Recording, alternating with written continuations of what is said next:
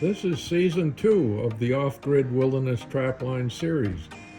It documents a full trapping season from our off-grid cabin in northern Maine. This documentary series is for educational purposes only. Tune in every night for new episodes from Season 2, the Trapline.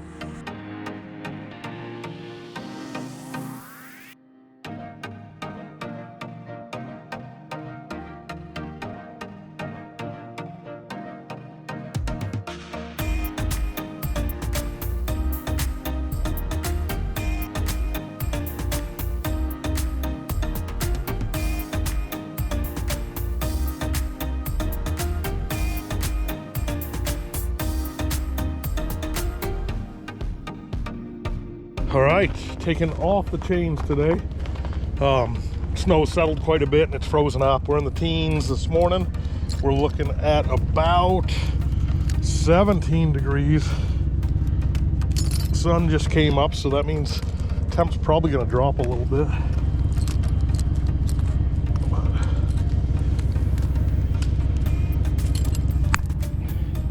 Donnie really gets nervous in the snow and ice and stuff, and I could have taken these chains off probably a day or two earlier, but for his sake I left them on.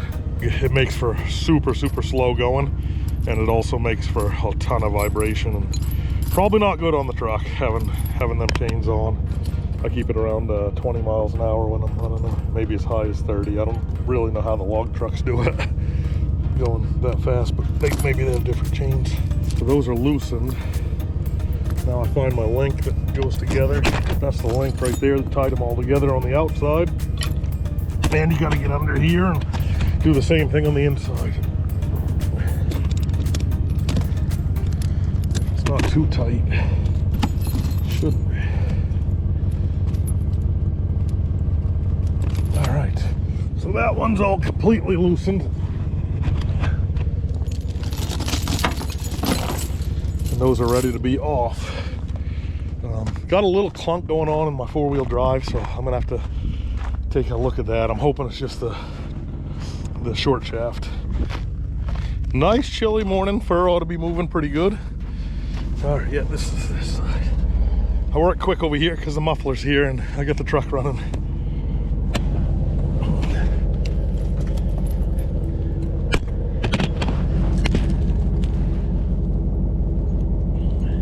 All right, got it. All right, so I gotta drive out from underneath that, throw those in the truck just in case I need them later, get myself into a bind or something. If you're buying chains, you're gonna want to get the ones with a cam lock like this. That's a tightener, and there's like 4 of those on each one. You just twist it and it tightens it. Those are the best chains. And then that set also has a sharp side and a smooth side to the chain, so the sharp side really digs in on any ice. I was super impressed with them last year on some bad stuff. But we gotta make sure we can turn our tires today. That's always a good thing. All right, that should fall out. I'll show you what I mean over here. Oh, wow. So rather than that be rubbing,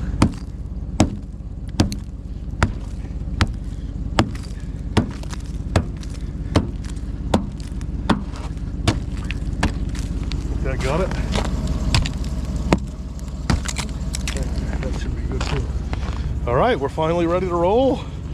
Let's go check the trap line, guys. Appreciate you tuning in. As always appreciate the support for the channel. I think we're gonna have a great day. I'm gonna try to go as quick as I can today.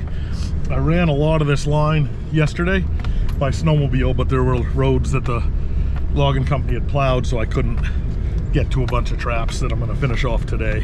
Because I want to be back a little bit early because I got some skinning to do from those furs that were frozen yesterday. And I have a special guest coming in tonight, guys. You're not gonna want to miss this one.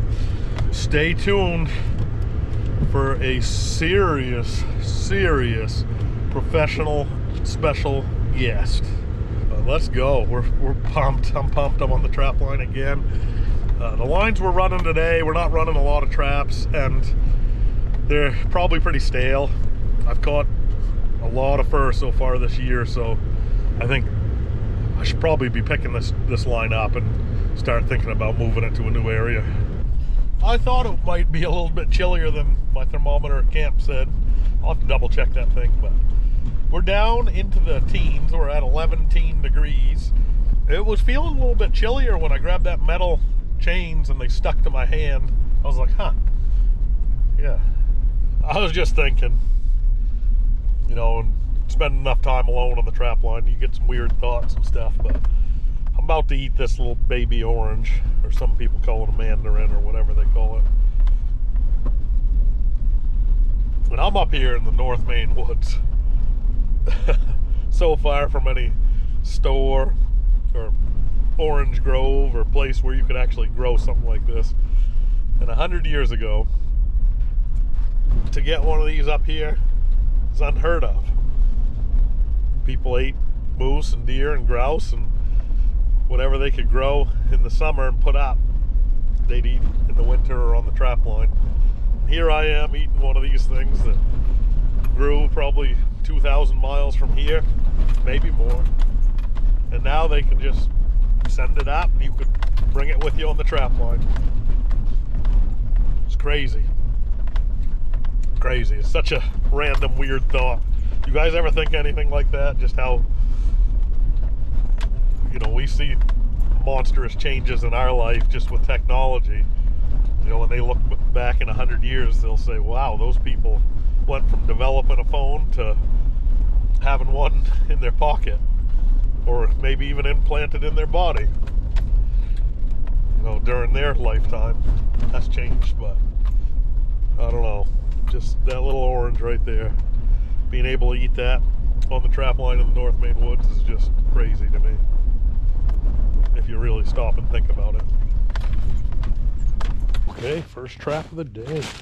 We popped a martin here already on the first check, I believe. So I might actually pull this trap and get it out of here. See what it produces today. I still think it's a great spot for fisher. And we might be pulling a little too early for fisher, but I don't want to put a whack. I don't want to put too big a hurting on the martin down here. All right, so we got nothing.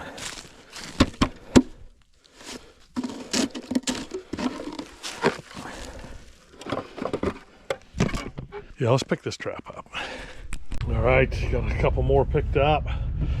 Man, it's I know it's early in the season to be picking up traps, but we gotta try to manage fur, manage areas, and you know, with increased success like we're having this year, that comes with increased responsibility, you know, to the fur, to the game, and to the future of it, and the future for other trappers, young or old. I could leave it in here and clean up. You know, we got a lot more season left. We're not even 25% into the season yet, but I think it's the right thing to do to yank that and get it out of here, and you know, we can go check out another area with it. I got 2 more partners coming up that are just running a little bit late to get up here for the trap line, and we just weren't expecting to have this much success this early. Ooh, activity. We got some activity, guys. Sweet. Nice. Let's see what we're looking at. Looks like you got in before the snow. Uh-oh. Is it a weasel?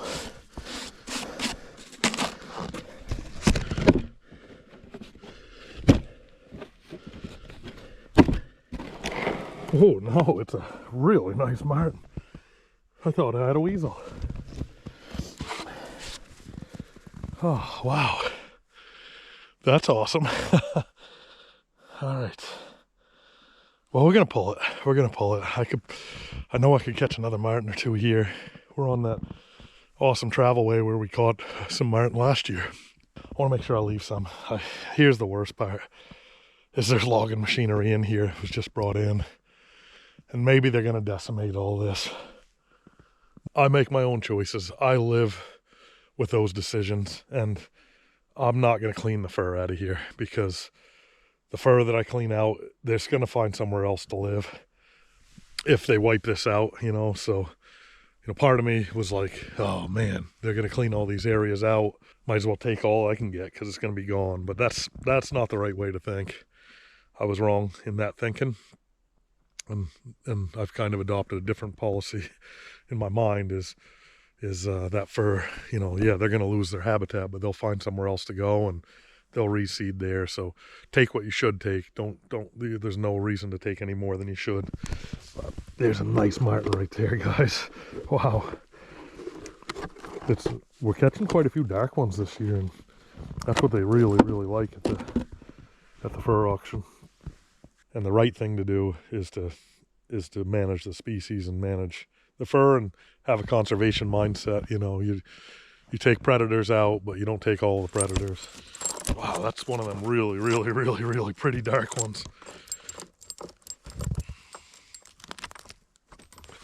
Not sure if he's coming out of the trap or not. The nice thing is the metal isn't sticky to the fur, because I've dipped all these. I just use a speed dip, Andy Stowe's speed dip.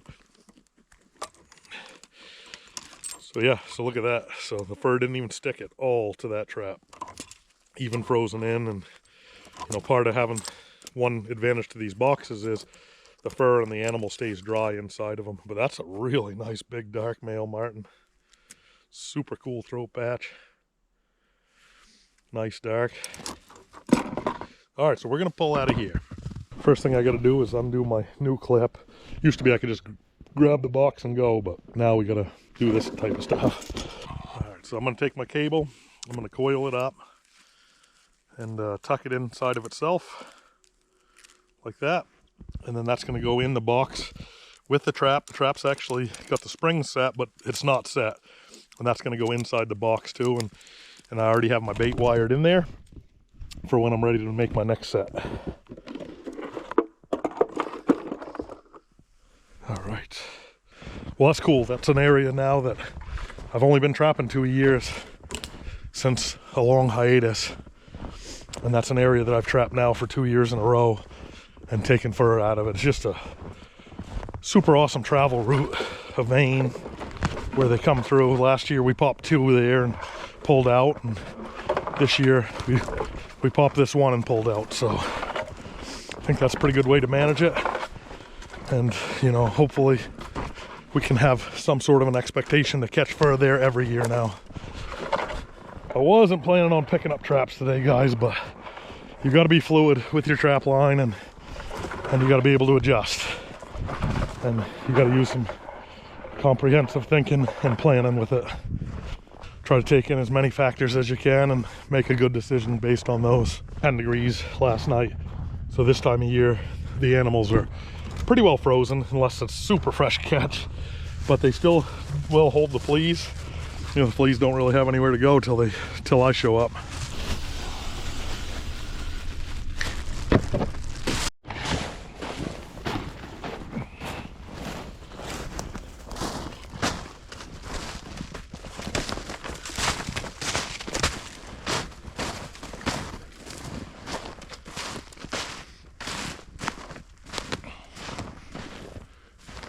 Ooh, that looks like activity from here.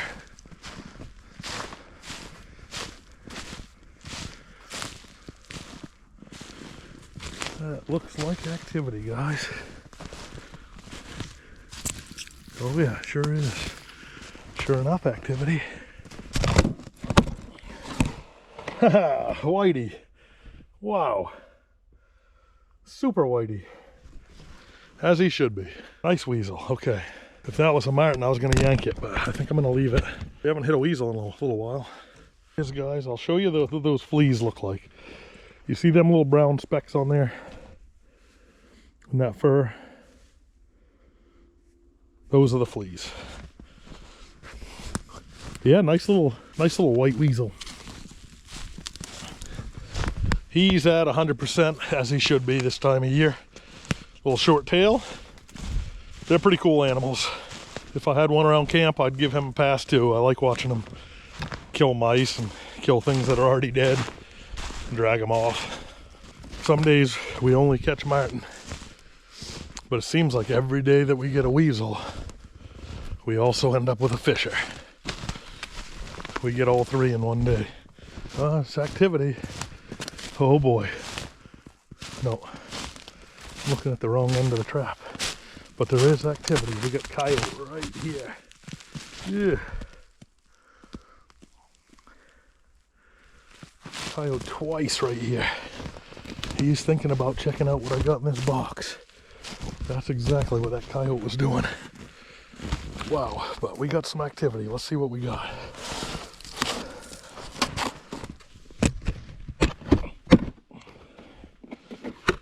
Marten.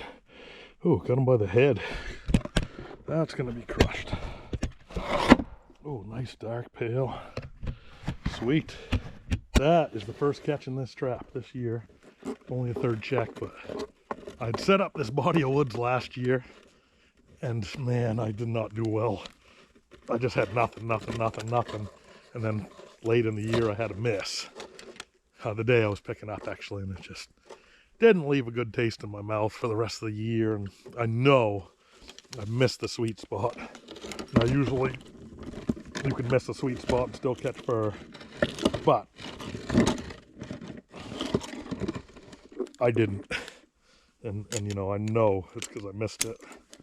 This is gruesome. That's one of the worst hits I've ever had. I mean, that coyote for sure knew that there was a dead animal in there, not just the... Oh yeah, he was looking it over. A lot harder for him to get him out of that locked box than it was in the old days when we had the open boxes, or we just hung the trap in a tree, or we hung a 220. Then it was a little too tempting, and then you could lose a whole line of fur to one coyote. Happened to me once. Maybe. We got a weasel, I think. I think we got a weasel.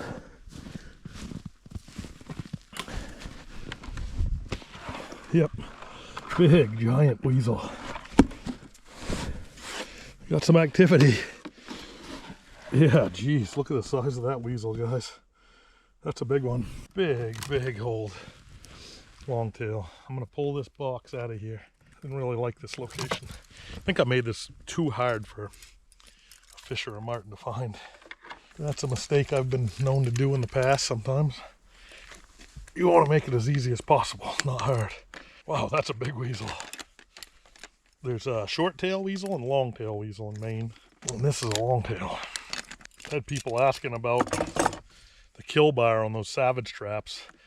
Well, if you look, the Belisles have kind of made a kill bar into the trap itself rather than just come up and just go straight across. They got that little bit added length, so when it closes, it really closes, and it's basically like a built-in kill bar.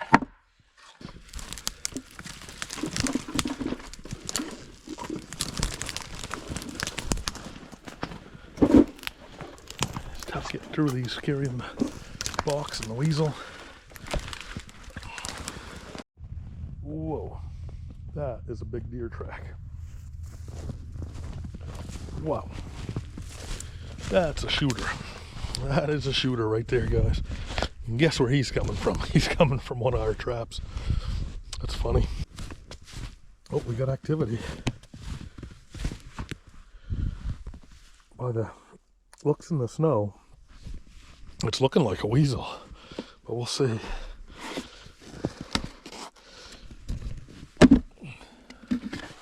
Yeah, another weasel.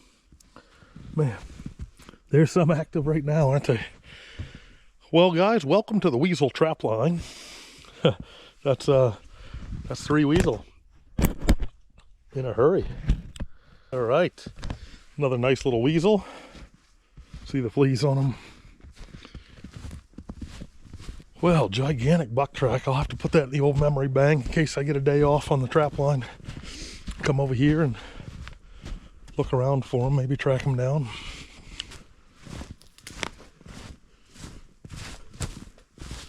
Nothing.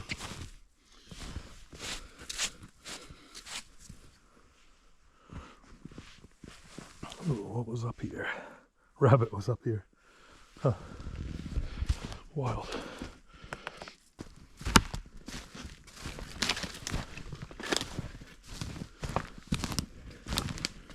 Rabbit tracks.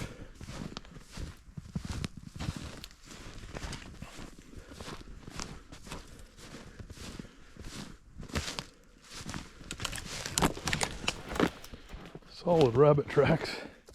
Whoa. We got activity, guys. We got some activity. All right, very cool. We caught a weasel here first check. Nothing on the second. Nice, Martin. Connie pan. And something else came because the bait is gone. All right. Well, guessing the second Martin maybe? Nice, big male. Yeah, something came and ate the rest of that standing right on top of him.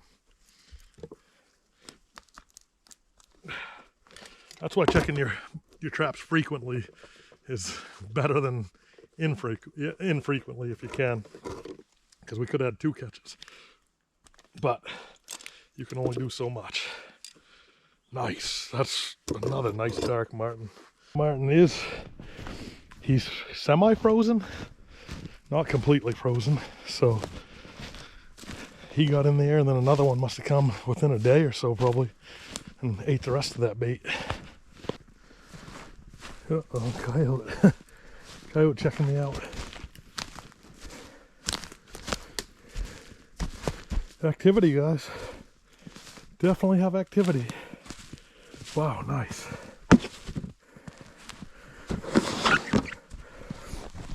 Activity. All right. Martin. I noticed I gotta change the batteries in a few of these squeaker boxes. I got Tom Miranda squeaker boxes in a handful of these traps, and they say you get about 10 days out of them. I'm doing a little bit better than that, but I noticed this one's dead. All right, nice one there. Another Martin. We're stacking some fur today, guys. I figured that fur'd be moving after that storm and a couple of pretty cold nights. It did not disappoint. This line, I didn't know if this line was kind of stagnant, played out. Maybe hit it a little too hard on the first check, but we're doing pretty well. We're making some catches. This is one little trick I've been doing all year. See, I got the opening like 2 to 3 inches higher than the ground or snow level. That's because when that animal approaches, I want him to have a really good sight line into the back of that box where the bait is, and a really good smell line into that. So a lot of my boxes are either tipped up just a hair or they're actually jacked up on the front. And I think that is going to help give the fisher a little bit better chance to go in, make it a little bit more inviting. And then for a Martin, it definitely is. They're already ready to jump and climb stuff, you know, rather than the opposite of that. And I made that mistake a few times last year. I had a box pointed down and I watched it on video where a fisher couldn't get in it, and invariably that makes that 4-inch hole even smaller when you kind of collapse it down or point it down. So a little trick for you. It's been helping catch more fur.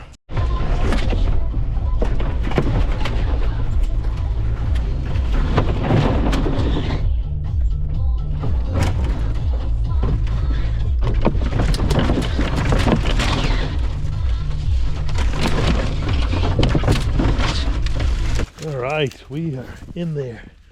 That took quite a drive to get in there. A little bit surprised how few tracks I saw crossing the road, because this was a pretty thick road. There's a bunch of rabbit tracks in here. I don't know, maybe there's just not a lot going on down this road. I'm a little bit disappointed in it, trapping wise. I thought we were gonna clean up down here and be able to stack some fur, but really hasn't produced a lot. I mean, we're making a catch here and there on it, but I thought it was going to be really good, but sometimes they fool you, you know. Nothing. We got activity. That's what I mean by activity right there, guys. Oh, Martin, nice. Nice one. All right, we got a Martin. That's good. Man, that was a little bit of a run in this territory. I wasn't sure what was going on. I'm trying to think if it might have gotten trapped out a couple of years ago, maybe. I don't know. But all right, this is a 1.5 set right here. This one should be putting out a big piece of fur pretty soon. Not much for tracks in this area. It baffles me.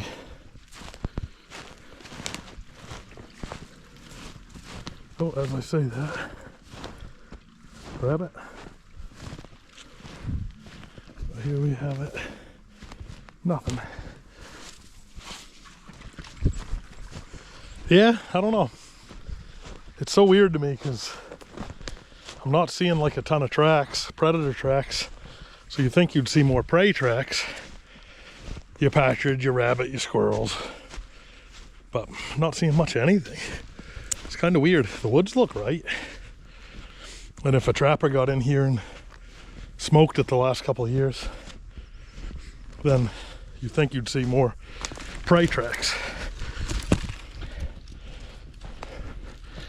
But it could just be an area without a lot of activity until next week I come in and clean up.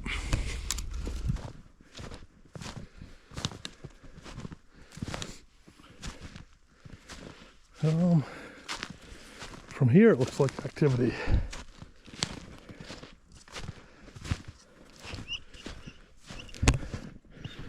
Yep, we got activity.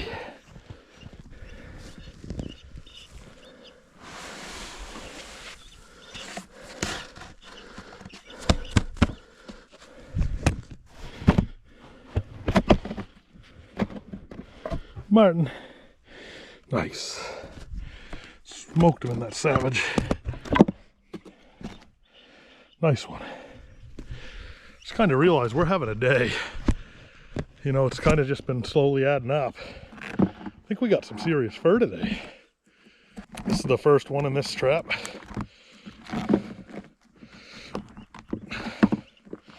Got him with that savage with the kill bar. Man, if he didn't have the kill bar, that dog right there would have drove right through its skin.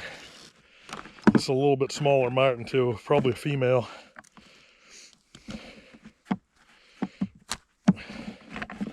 It's nice when you coat your traps with a dye, like Andy Stowe's, like I did, or whatever you choose. I didn't have any luck at all with them logwood crystals. That didn't work for me. But the fur comes right out, doesn't rip off any fur, and they don't freeze in. And you know, a huge advantage to these boxes are that they don't allow the weather to get on the critter after they've been caught. So they're not getting snowed on and rained on and everything like that. Nice one there. Super pale one. It's got that gray pale on it. Man, I hope my special guest that comes into camp tonight knows how to skin Martin, because they're adding up.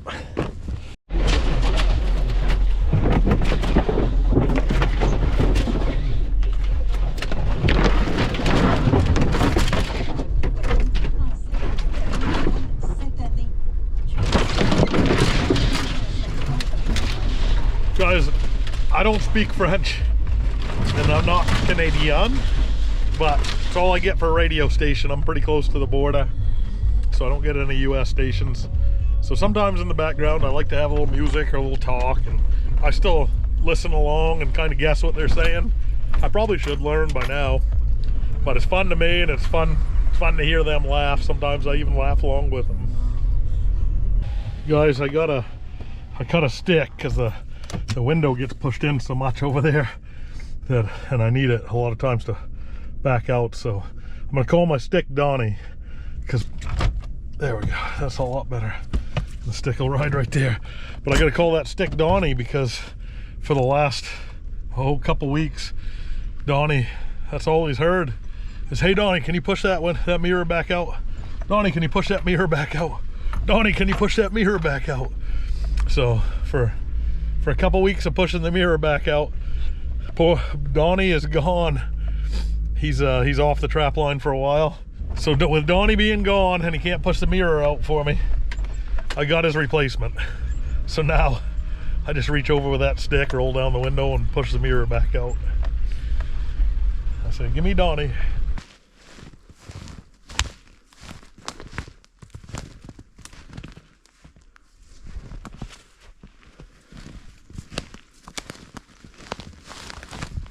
Ooh, what do we got for tracks here? Those are fisher tracks. Small fisher. Huh. What happened?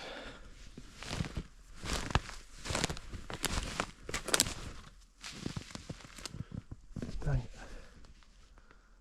Where's my trap?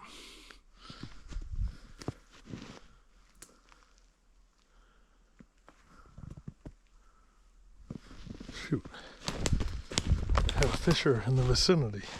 I think my trap's pretty far over here. Skirted me hide. That ain't good. Well, maybe that fisher circled back and got in the trap. We could hope.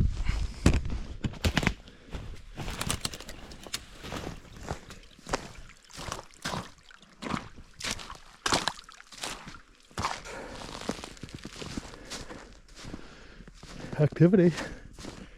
We got activity, guys.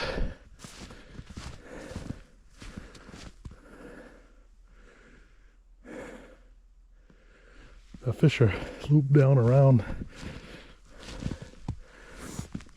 Maybe came back. We'll see. Oh, these are pine marten tracks right there. Okay. Look like a small fisher. Yes, nice. Got a marten. Got a marten. Nice marten there. Wow, big one. Whew, smoked him. Savage had.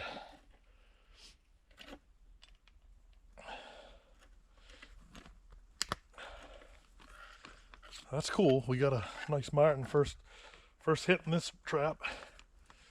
And it's cool we got a fisher in here hunting around somewhere. Pretty fresh fisher stuff. I mean, it could have been within an hour of those fisher tracks. And the fact that it's not a big male means we got a chance to catch it.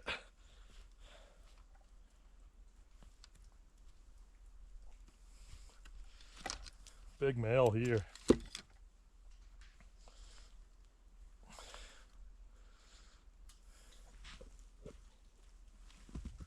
Really nice one there, guys. Beauty.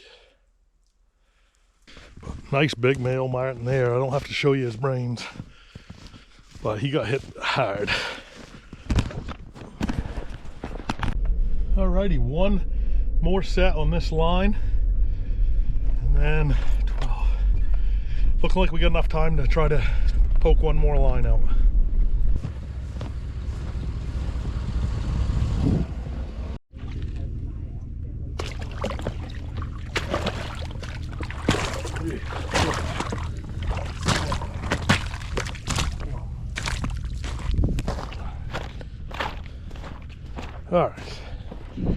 All right, we made it to my favorite fisher set. This was my favorite set last year, and it took a while to connect, but man, didn't we connect on a big fisher. It was awesome. Beaver flowage.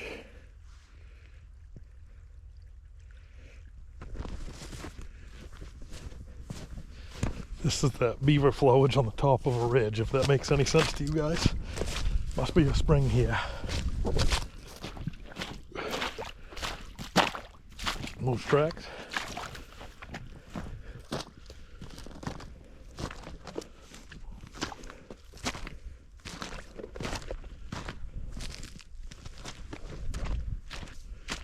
Suppose they set that up to have all that sunshine on it. They've been up on top of it.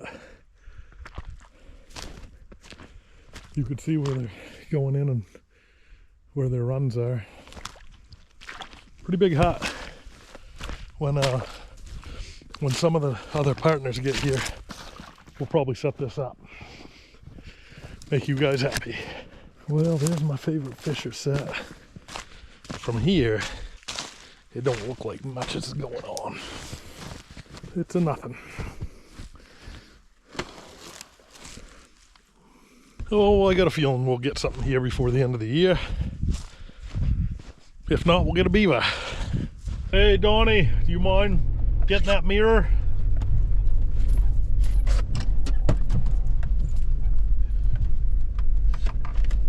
Got it. Okay, thanks, Donnie. Looked like the springs were forward. Oh yeah, they're forward.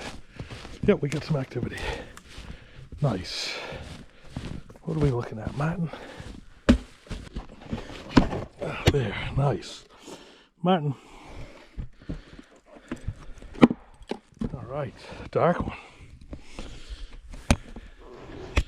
Nice, Martin. Belisle 120. I love how they're not stuck to the trap. They're frozen in, you can still get them out. That's pretty awesome. Okay guys, another Martin. Nice one, dark. Got the white throat patch on that one, not the orange. I've been finding some of the juvenile ones are a little bit more white. And this one's a small one, small male. A little less orange. Yeah, looking good. Highly active. There's an old beaver float down there with no beaver in it, and we're on a ridge. But I think I'm gonna give that bag a spray, the flea bag. I think it was an old Ben Franklin aphorism that said, "He who lays down with dogs collects a lot of fleas." I always liked that one. So I always said, "He who lays down with Martin collects a lot of fleas." We popped a Martin here last time in one of my really good fisher crossings. And it looks like we'd popped nothing this time. Nothing. Probably a rabbit been on top of the box. Alright guys, I am back. You're not gonna believe this, but we're eating dinner. We're finishing up dinner pretty much. Had a pretty standard old Maine dinner. Ham, steak, baked beans, and we had some brown bread out of a can. And I'm sitting here with one of the absolute pioneers of what I do. Like, I shoot video, bring it to you guys. It's educational or inspirational, sometimes entertaining. And I have a Hall of Fame trapper here. And I'm just like, I need to shut up and start listening more than talking. But look at this. Look who's in the house. You're never going to believe it. That's Tom Miranda right there, guys. Tom Miranda, 99 cents, you get a Whopper at Burger King, right? Check this out, baby. Brown bread, beans, ham. We're eating like kings. Hey, Joe, it's great to be here, man. Trapping's what it's all about, isn't it? Yeah. Guys, I've been, if you know who Tom Miranda is, you know. If you don't know, I've been reading his articles in Fur Fish and Game ever since I've gotten Fur Fish and Game. And the stories that I've been hearing for the last 2 or 3 hours are just incredible. They're blowing me away. I wish he could stay 2 months, but he can't. But we're gonna get him for as long as we can have him, guys, and I'm gonna try to share as much stuff as I can with you, with Tom. Trapping is really my roots. It's how I grew up. 11 years old, being a trapper, And I had to eventually leave it in 1990 to do TV shows. 1992 on ESPN, and started bow hunting. And what do? It was an opportunity of a lifetime.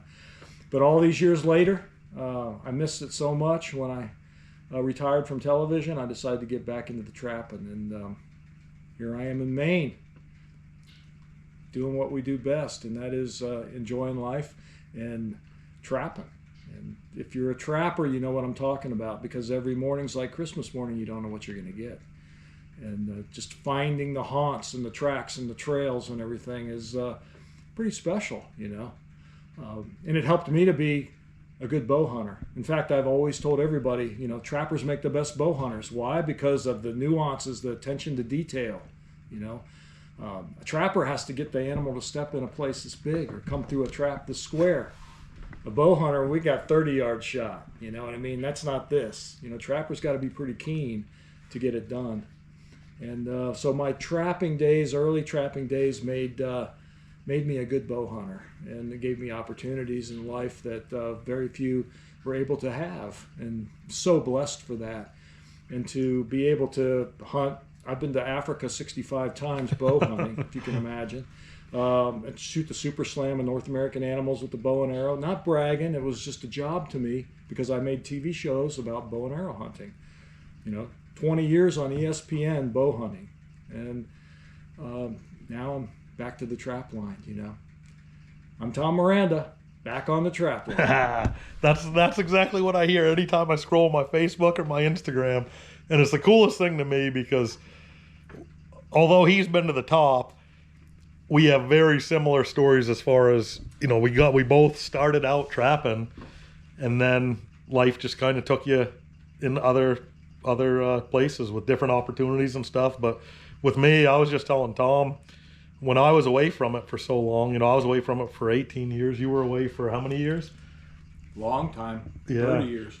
30 years. And I told him the entire time I was gone, I was still thinking about trapman, and it was still a dream, you know, to run an off-grid wilderness trap line out of my own camp and be able to just wake up every day and go trapping and try to figure out the animals and just trap every day. And it was always a dream, and it was nothing that I could ever realize, and I never made plans for it. You know, a dream's kind of just a big goal that you set in the future for yourself. And I got back into it last year for the first time in, I think, 18 years. And ironically, Tom got back into it last year too for the first time in a long time, where he got his start, and he came to Maine to do it. And he's running a wilderness trap line, and it's just so much fun for me to watch every day. And, you know, we talk about numbers and stuff, and I'm having a great season. I had a great season last year, but it doesn't matter in the grand theme of things. I could go out there and catch nothing for the rest of the year and be just as happy as the first couple days that I trapped this year. Like, numbers doesn't make the trap line, it doesn't make the person, and it's all about like the journey and doing it and the experience. And guys, the stories I'm hearing, I wish it's for me right now. So I'm going to be a little selfish and take a lot of these stories for me. But if Tom, I don't know if you want to talk about it, but Tom, he left home at a young age, fairly young age, and became a professional trapper, built a cabin in the woods and became a professional trapper. It just took him all over the entire world. I don't know. You want to talk about it at all or no? Absolutely. Yeah. Absolutely. You know, you start trapping at 11 years old and fall in love with it like I did. It was one of those things that's like a passion. You know, I really had a passion. I'm one of those guys that thinks you don't really find your passion. You make your passion, you know. Nice. If you're looking for your passion, you're never going to find it. You got to make it. So even making my bed in the morning or taking out the trash as a kid, I didn't mind doing that because I was passionate to help my mom. Whatever she needed me to do, I did, you know. But my dad needed me to mow, that's what I did. So it was a passion for me to mow the grass, because why would I complain about it? And I think it was really helpful for me in life to understand that, you know, even when it's raining, even when it's snowing, even when it's the worst day possible that you could be out in a tree stand hunting or trapping, it was a passion. So I was blessed to be out there. It was my opportunity. Where everybody else was waiting on the weather to get good, I was out and actually doing it, right? And I think that's the key. But yeah, I went through high school and made a decision that I wanted to be a professional trapper, and eventually saved up enough money to buy a little property in northern Michigan and the Upper Peninsula.